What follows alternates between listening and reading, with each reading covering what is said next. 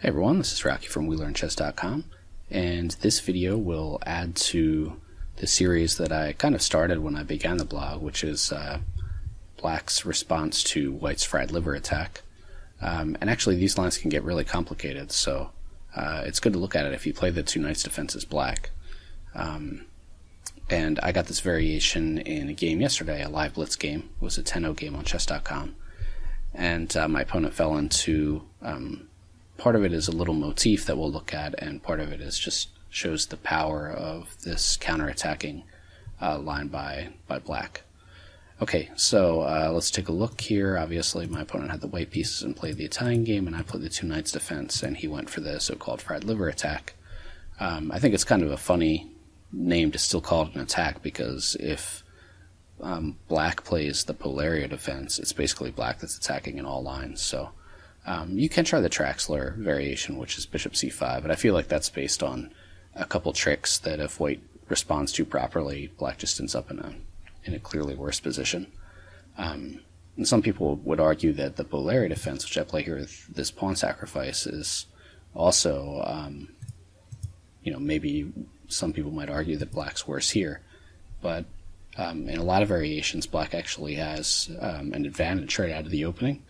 And even the one perfect line that if White plays it, which I've rarely faced anyway, it's only a very slight advantage for White. And I mean, White has a slight advantage out of basically all openings if he plays it correctly, so that's not such a big deal.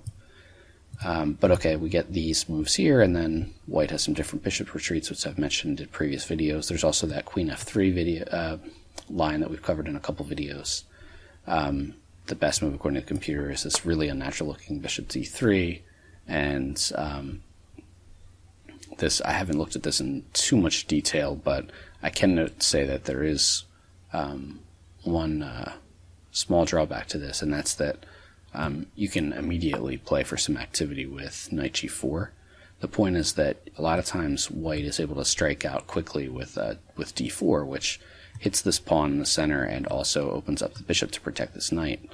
But here that's not possible because the unnatural bishop move is blocked to the center pawn, so this queen is hitting this knight. That means that h3 doesn't work because we're just going to pick our pawn back up and get a huge attack with the uncastled king. So, and again, you can't even hit the queen with a discovery from the pawn move until some other move has been made. So that wouldn't be the correct way to play for White.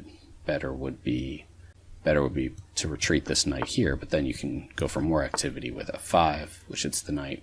Computer gives Stockfish 7 gives the best responses. Bishop e2, which makes the capture not really ideal because this bishop is protected, and now these pawn structure deficiencies really come to light too quickly, so Black has to try to keep some tension, keep some pressure before getting into exchanges to make sure that he's not just lost in the endgame.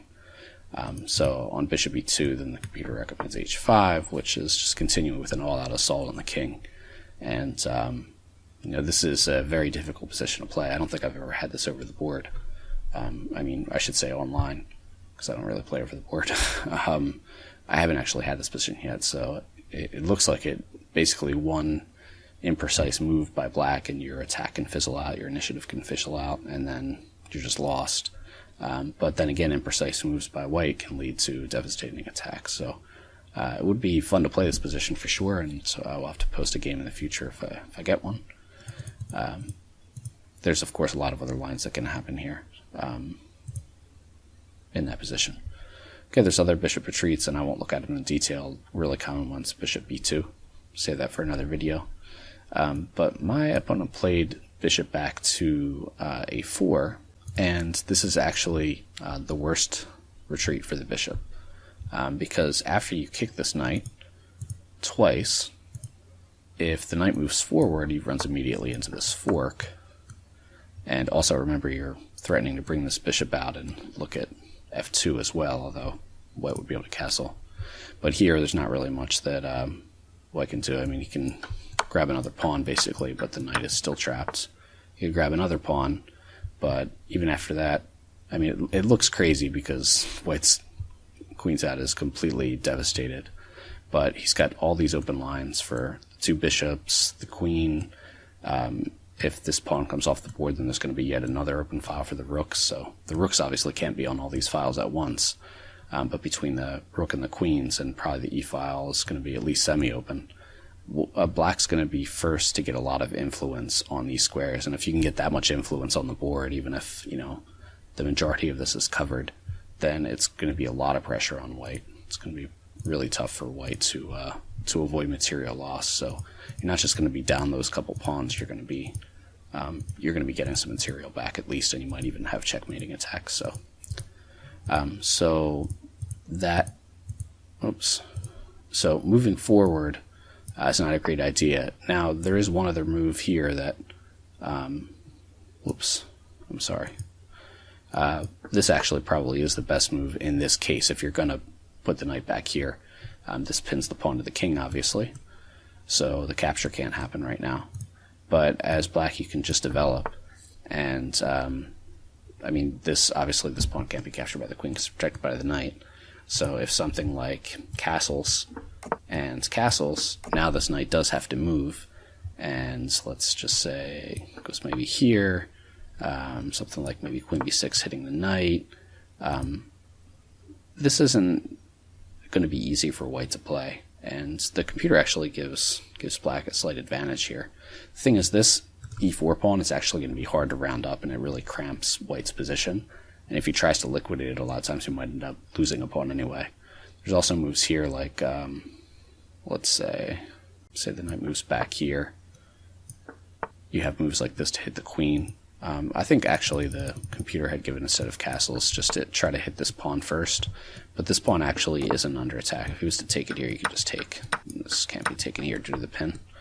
So, but I think it is probably good to put that knight out, just to keep some pressure on the pawn. So here, white would actually have to move this knight, and again, queen b6 hits the knight. The knight could go back here to b3, but again, a lot of these pieces are in the way. You look at the unnatural placement, and the bishop's kind of stuck. This bishop is going to have a little bit of a tough time getting out. I mean, you don't want to start pushing pawns like, first of all, you could play this bishop move. There's so many moves here for black. It's almost black's spoiled for choice for ways to try to attack. But again, he's going to have to move the queen. It's not castled yet. It's really hard to liquidate this pawn because you're just opening up more lines to the king. So there's a lot of things that could go on here, but this kind of position is really, really hard to play for white. So although queen e2 is probably the best move in this case if white goes for this variation with these awkward pieces, it doesn't mean that white's better here. In fact, black's probably better just because of the crazy initiative he's going to get. And it's going to be hard for white to hold on to the extra pawn. So. But my opponent didn't play queen e2. Instead, he played the knight back to g1, underdeveloping the knight, so now white only has one piece out. It is looking at this this potential fork here if this knight were to move, but again, it's really hard for white to create threats because it's going to be on the defensive. I mentioned this in previous videos. Here, as black, I've played a couple different moves because I've seen this position a couple times. I used to play queen d4, hitting this bishop and potentially looking to get my dark square bishop out and look at f2, taking advantage of the fact that white is now a little further away from castling. But the problem is that this queen d4 move can be met very easily by c3 with a tempo, protecting the bishop and booting the queen, so that's actually not a very accurate move, although black still gets an initiative here. But it's better to actually bring the bishop out first, because now you are threatening a double threat. Like if, for example, white tries to go for this pawn fork in this way, then you can play queen d4, and now you do have a double attack on the undefended bishop and on f2. And this is, to say the least, very unpleasant for white, and the material loss is coming. So that means that probably you'll see a move like c3 just to keep this d4 square guarded and keep the queen out. But here, as black, you can do a couple things. Even better than castling is to just play queen b6. Sorry if you hear some background noise. It's actually 4 a.m., so I don't know why I'm making chess videos. But it's hard to make them during the day because there's a lot of noise in the house. And you just hear like the slamming in the background. I've got these neighbors. They have parties until like 3, 4 in the morning. They're just like people slamming against the walls. I don't know what they're doing. yeah, I mean, the party's fine, but it's like, I don't know if they're like throwing people or playing rugby in their living room or whatever. But okay, so yeah, here obviously you have a threat on f2, and it's a little unpleasant to meet. If you try to meet it with knight a3, then you can always grab this knight at the very least and take here. And what my opponent did in the game was to play queen e2, and this actually loses on the spot. It's the only move basically that I had to find in the whole game because the rest of this was kind of almost memorized. But if you want to put your video on pause and see white's winning response here, you can go ahead. I think it's pretty easy to spot. Okay, so winning move here is to just attack the queen. The queen is defending the sensitive square, and she doesn't really have any place to go. This square is covered, and if there's no way to protect the queen and protect f2 at the same time, so this is a double attack. And yeah, this check doesn't work obviously because the knight would just take it. And something like, if you try to block the diagonal here, then obviously you can just take the queen. So actually, white does have to give up the queen here just to survive. I mean, something like this, I guess, actually probably even better than the check, because if you're to play the check and then take something like this, that's one way to do it. But actually, taking the queen first is interesting, because if this fork comes, then you can actually just move the knight, and you're going to get the bishop here, and your pieces are still really active. And yeah, this is devastating, of course. But what my opponent did in the game was kind of funny. Just moved the queen and then forgot that this is actually checkmate on the next move because the king has nowhere to go. So that was kind of a fun little mate with the bishops on these diagonals. And it's not too often that you're mating your opponent on, was this move 13? So yeah, pretty cool miniature, if you will. And it highlights the drawbacks with white's piece placement where he has an undefended piece here on a4, and he underdevelops the knight, which inhibits castling. So yeah, if you get this in your games, try to remember this variation where in this position, where you're not playing the queen out first, but you're playing the bishop out first, which sets up this double attack, and that forces white to do something like c3 to respond to that, and then queen b6, where you're setting up this battery, and you're making a lot of unpleasant threats here. And remember that this fork, a lot of times if white goes for this fork, it's not really a fork. I mean, here you can play this, and you can move the knight at the very least. I didn't really look to see what the best squares are, but this is obviously just terrible for white. I mean, even if he tries to do something like this, and you grab here, and he grabs here, and he gets another pawn, the king is out in the open. We've still got a bishop left. We've got two aggressively posted knights. We're castling soon. Our rooks are coming out. I mean, this is just this is really, really terrible for white. So, of course, you have to convert it as black, and you have to be precise with your attack. But it's going to be a lot more fun to play this as black, I can assure you that.